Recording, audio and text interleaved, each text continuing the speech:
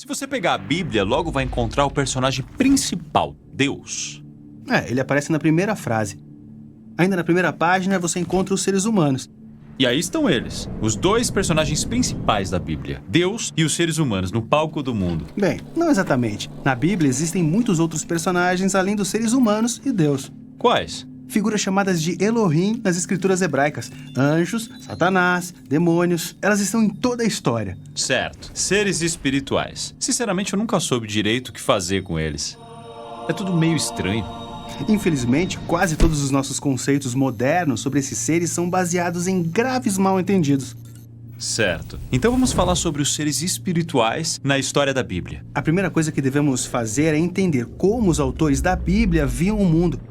Nas 2 primeiras páginas de Gênesis, Deus traz ordem a um lugar selvagem e úmido, separando os céus acima e a terra embaixo. Certo. Essa é a terra onde vivemos. E tem também os céus acima, que eles viam como a região de Deus. Mas na Bíblia, esses espaços não são separados, eles se sobrepõem. Na verdade, o Jardim do Éden é descrito por toda a Bíblia como um jardim em uma montanha alta, onde o céu e a terra são um. Legal. Então, esse é o mundo, mas ele precisa de algumas criaturas. Deus primeiro cria o sol, a lua e as estrelas, encarregados de governar o dia e a noite. Você está falando das bolas de gás gigantes no céu. Bem, isso é o que você pensa deles, mas os autores bíblicos, como todos os povos antigos, os viam como gloriosas criaturas celestiais brilhando lá no alto. Que é estranho. Não penso nas estrelas como criaturas. Bem, você não, mas para os autores bíblicos, as estrelas formaram as categorias em que eles pensavam e falavam de uma realidade espiritual que existe junto da nossa. É um tipo diferente de realidade, assim como o céu é diferente da terra, e é povoado por criaturas que têm corpos diferentes,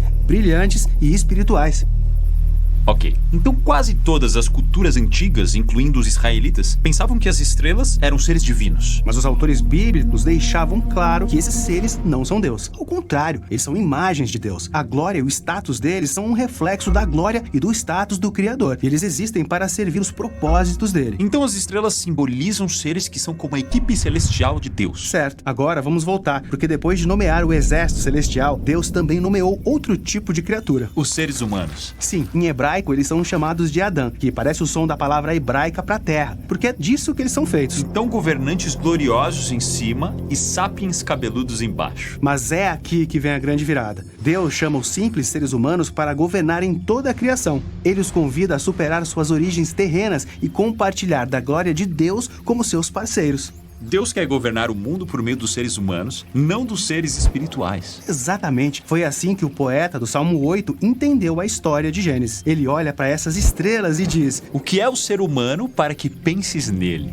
Tu o fizeste um pouco menor do que os seres espirituais, mas o coroaste de glória e majestade divina. Esse é o chamado elevado da humanidade, governar a criação no amor e poder de Deus.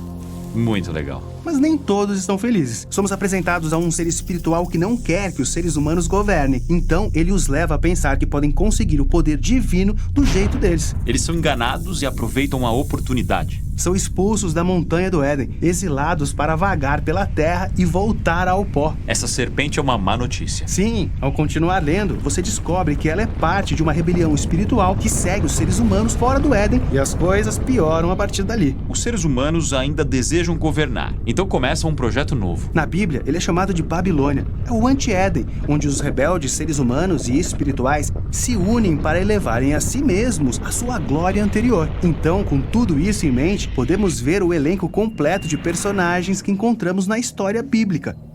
Deus, os seres humanos e todos os seres espirituais. Exatamente. E aqui está uma prévia do que vamos explorar. Vamos aprender mais sobre a equipe celestial de Deus, chamada de Conselho Divino. Depois vamos falar dos anjos e querubins, figuras chaves no mundo espiritual, e de um anjo específico chamado Anjo do Senhor.